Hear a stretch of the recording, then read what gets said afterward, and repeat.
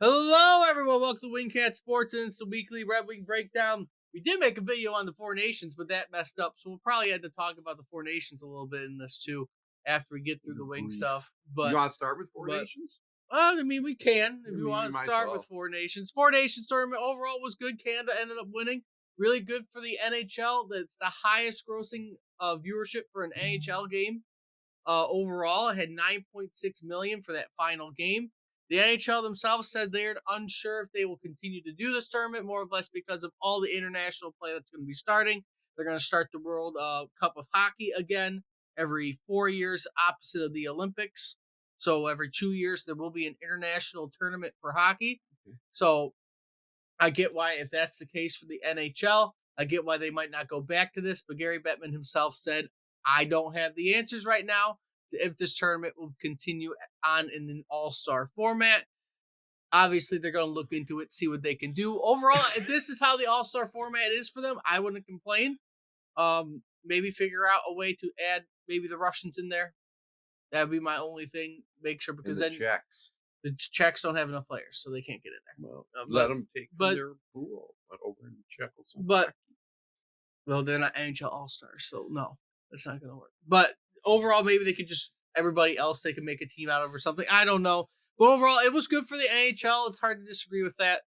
Um, and hopefully they can figure something out. But there will be a lot more international hockey in the future. Every even number year will have international tournaments going forward. More reason for hate. No, it was fun. I mean, the only thing I had going into it was, were they going to compete? Were they going to compete at a high level? And they did. It was fun, entertaining hockey. Um, you know, uh, I don't think they're going to do this again, like you said, for the reasons you gave. Um, but that's okay. I mean, this was entertaining, and when the Americans won the first game against Canada, I kind of had a feeling Canada Because would Canada's going to bounce win the back. next one. Yes. I almost wish we had lost that one and then played them in the U.S. We might have been more motivated. We were also banged up for that final game. Yeah, I mean, you gotta bring your A game when you play Canada, Listen, and I think, again, like most people, I think most people agree, if this is what they do for an all-star format, even if it's like one game each, then I think that, and there's no championship, I would be okay with that because they at least were more motivated to play than a typical all-star game, and at least was more entertaining to watch right. than a typical all-star game. But the NHL will figure something out. Like they said, they tested the waters with this. It worked out well. They're going to continue with their World Cup of Hockey from now on. Um, Again, every even number year in 2028, there will be a World Cup of Hockey, and then The again, Olympics. Winter Olympics, World Cup of I Hockey. think that's fine. I So think that's more than two fine. every 2 years, international play will be fun to watch. But going into the Red Wings and what happened over the weekend, um, as a Red Wing fan, kind of made you want to pull your hair out in the third period for both games. Probably got the most angriest I have actually at a game yesterday when they blew a 2-goal lead against the Ducks. But you won one game in overtime. You lost the other one in overtime. The Wild game you should have won. You shouldn't have lost that. Um, you should have made it out of the weekend with 4 points and having a better lead. But I said three was good. You got three. Minnesota's a good team. You should have beat Anaheim, and you did. It just shouldn't have gone to OT. But Lyon played very well against Anaheim, made some really, really good saves, and he just had a fluke goal in overtime against the Wild, and who knows what would have happened. But Patrick Kane showed up against the Ducks, at least made the weekend a little bit better. I just want this competitiveness to keep up. I mean, yeah, I was really pissed off last night too. I was ready to just say, this team has no chance at all to make the playoffs because I just, as you pointed out off camera, that they have the toughest schedule of the remaining teams. They can't really have a Lot falling off. no, They've got to keep this going, and they're not going to win every game. They're no, not going to go out there, But no. I would think that they have to win at a It, 60% clip to make the playoffs. Basically, it's how we if you remember last year, it's how we're going about it this year. If you're going to lose, try your best to lose in overtime. Right. Get a point when you can. get to as often as you Right. can. And it helped that these were against West Coast teams because we didn't have the tie doesn't really hurt us against, playing Now, not playing a person again, fighting for the playoffs. And problem is last year, right? You lost your tiebreaker because you won more games in overtime than in regulation. right. And that was the tiebreaker from you and the Capitals, which can be an issue. But again, if you're going to overtime in your losses and you're losing in OT, at least you're getting the point and you're going to keep on catching up to the other teams. Because in the standing wise, you now are a game up, 2 points up in the wild card on Ottawa and Columbus, who you played twice this week. And you're 3 points up on Boston and a total of 4 points up on the Rangers. After that, right, you got the Islanders in Montreal down at 57 points. You're 7 points up on them and Philadelphia in that group, which again, 7 points is not a lot in hockey. It just takes one bad week and one of them to have a good week for them to be right there. I have to imagine that all these teams are in the same boat. They're all playing the same players. The East is so competitive right now. And going down the stretch, it doesn't really matter who you play. I don't know if the other teams are playing in the West, but the West is doing great too. The West, everyone's playing good. I can't, even though when you're saying that we have the toughest schedule, it can't be by much. Like I said, we're only facing one team that is 100% under 500. Everyone else is either around 500, like at 500, or above the rest of the year. And obviously that can change as the season goes on. I got to imagine the other teams are facing just as tough as schedules. We're all, I mean, I've never seen it like this other than Pittsburgh and Buffalo. Well, Pittsburgh's even still in it. Pittsburgh is 23 and 27 at 55 points, so 9 points back. At the moment, they're not in it. And then Buffalo is 23 and 27 as well. They just have played 4 less games than Pittsburgh. Okay. And have lost. Oh, is that possible? And 51 points. So overall, Buffalo kind of, they could randomly make a comeback, but we'll see what happens. But overall, even if you're the Wings, yeah, we're mostly focused on the playoffs. But realistically, if the 3 teams in front of you have a couple bad stretches, even for like a week here, a week there, and you keep on playing well and getting points, you're only 8 points back of Toronto for first place in the Atlantic. Well, I'm not expecting you to be first place in the Atlantic because that is too far of a reach. But if they get to first place in the Atlantic, might as well give Todd McLellan the coach of the year in that sense if he can bring a team from last place to first place. So there are 25 games left, you said? They have currently, I believe, 25 the Wings have left. Yeah. So what would you say what their record would have to be over those 25 to make the playoffs? Well, you need to be over 100 points. I'm going to say make the play. I'm going to say I want you over 100 points because last year you missed it very, very slimly. How many points did they got? But if you're going to go for 100 points, you at least, 100 points might be a stretch with 25 games left because that means not everyone's going to be there, right? You don't have to be at 100 points. I don't think you need to be at 100 points because 25 games left. If you win 20 of them, you're at 104 because that's 40 points. That's asking a hell of a lot. So you're not going to probably get that. They got to win out of the final 25. They need to win at least 15.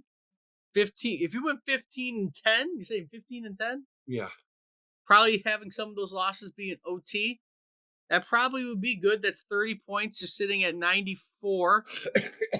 And I'm just saying, whatever 60% is, I think they need to win about 60% of their final games. Everybody else is going to be about the same. They're all going to be fighting each other. They're all going to be losing and winning and trying. We just cannot go into any extended. Good math, Dan. That's 15. 15 is 60%. Wow. Good job. That is Catholic math going in high school. Way to go. But like I said, realistically, Toronto, Florida, Tampa, they go through a bad stretch at all during the season, and you continue to play well and get points, even in losses. You're going to catch up to them pretty quickly because, again, Toronto's only 8 points ahead of you overall.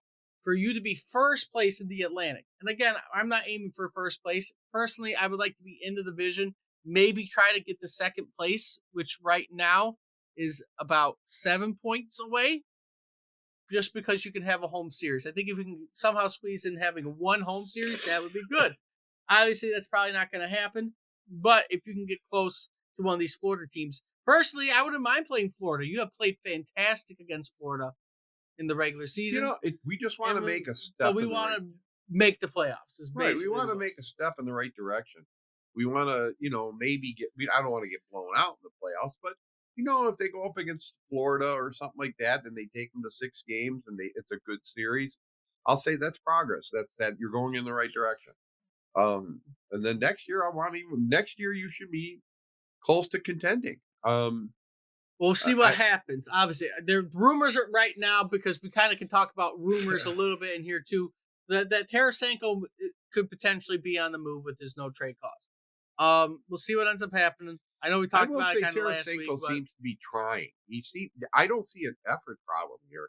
I think the guy's snake bit, and if we could get this guy going, even in the final 25 games, well, he could still be a very valuable piece. I don't suspect him to be on the move, depending on how long Andrew Kopp is out, because he got hurt over the weekend too. With us getting in fights in almost both the games that we played this weekend were very, very aggressive for the most part. There were potential fights throughout both games.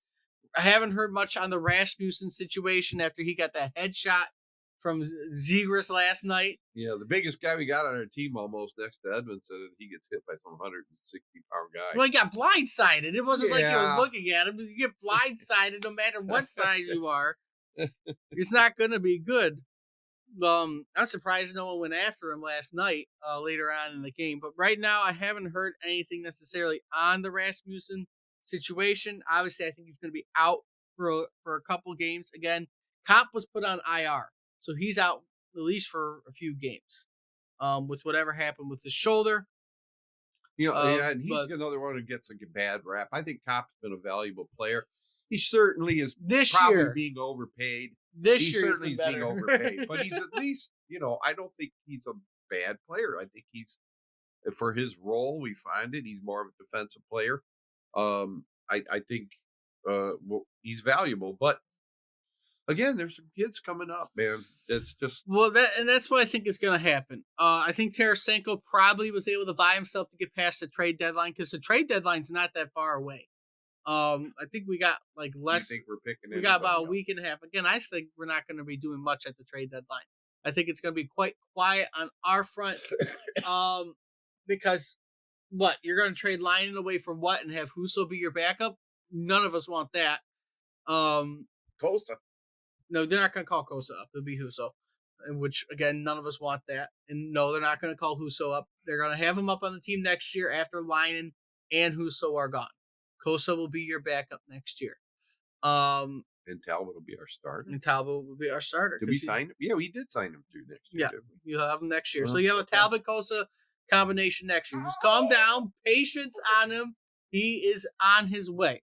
Outside of that, though, with these injuries, I just don't think we're going to get rid of anybody because if Kopp is out for an extended period of time, or Rasmussen ends up having some concussion problems, which I don't think is the case because it says he's going to be back later on this week.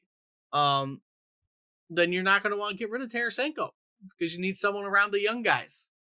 And so I think it's going to be quite the quiet trade deadline. People are going to say the Yzerman is stupid and he should have done something. But what are you going to do? Because your backup situations aren't better, especially when it comes to goaltending, and you don't want Husso up here right now.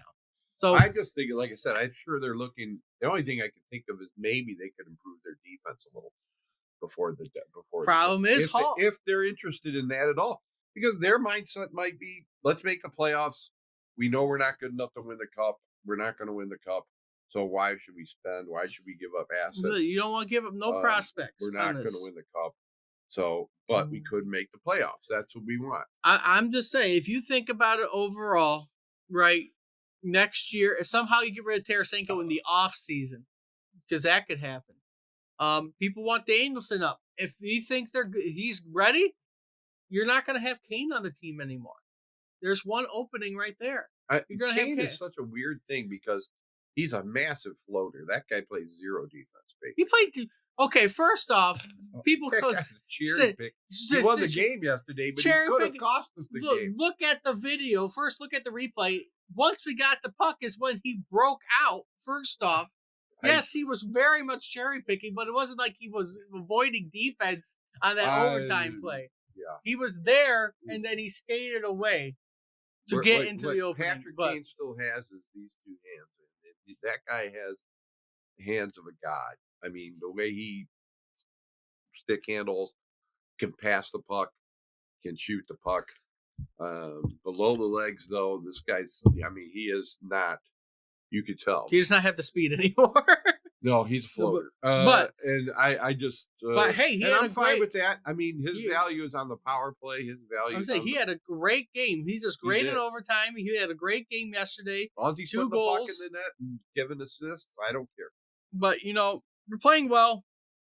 Let's just hope that this beginning coming back from the All-Star break was a little fluke with our third period, because we suck in the third period coming up back from this All-Star. You blew 2 back-to-back 2-goal lead games going into overtime. Again, maybe you shouldn't have lost to Minnesota, but I didn't think they would beat Minnesota. They're a really good team. Maybe you could beat them this week. They're going to win tomorrow night? We haven't even talked about this week yet. We've been so stuck on. So before we go, we'll talk about what's happening this week. We got a game on Tuesday night, which will probably be when this video goes out if I don't post it tonight. Tonight would be the game. They play Minnesota, but probably I'll get this out sometime today. I think they have a chance to beat them. They played real well. If Talbot's starting, maybe they can fix the mistakes they had against them at home coming off the break. And then you got back-to-back games with Columbus Thursday. You'll be at home playing them, and then you're going to go to Ohio Stadium on Saturday in the Stadium Series game outside. It's actually not supposed to be a bad day. About 42 degrees is the high, partly cloudy. Should be a fun time there in Columbus. If you can make it out this week with 4 points again, fantastic week. Let's aim for more points this week than we'd had over 2 games. Let's try to get 4 out of the week, and then we can keep up in the standings and keep our playoff push going into March. Sounds good. At least that's my thought process with this. It's not going to be How easy. many points are they at now? You're at 64. So if they got 15 wins, that would be 94 points. Yeah, I think 100. With a couple OT, way out of reach. With a couple OT losses, you know, they'd probably be up in the upper 90s, because again, if they're going to be like they were last year, a lot of overtime is what to expect the rest of the year when they are fighting, because they did that a lot last year. Lots of fights in the overtime. If you remember those last few games, especially the last 2 of the year, we're probably going to potentially be on that path again, which is fine. It makes for exciting hockey. It does. It's just as long as you win. I just, like I said, I hope they just don't. You can't, over these final 20, you can't go into any prolonged losing streaks or anything like that. No. Not more than a couple games or something, and then you've got to respond with 3 or 4 games in a row where you win. I mean, that's still, like I said, 60%. I think if you can go at that clip, I think you win. Yeah. Your playoff spot. So make sure some of those losses are OT, and then we'll be good on the points. Hopefully, again, everyone's struggling. Boston's struggling behind us. The Rangers are still struggling. Everybody is struggling. You got to get lucky, right? Again, you got Tampa, Florida, Toronto ahead of you in the division. Tampa's only 2 games up on you. I would like to somehow manage to get. Is Ottawa third? What's Ottawa? Where they? Ottawa is the second wild card. I'd like to see Ottawa make it, only because they've been like us and struggling so long.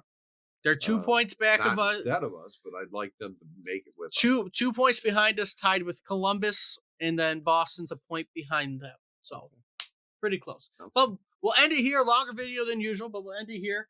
You know, a little exciting with everything going on. But, you know, if you like what you see, like, comment, subscribe. Let us know what you think about how the back from the All-Star break happened. Even the 4 nations, let us know what you thought about that. Until next time, see everybody soon.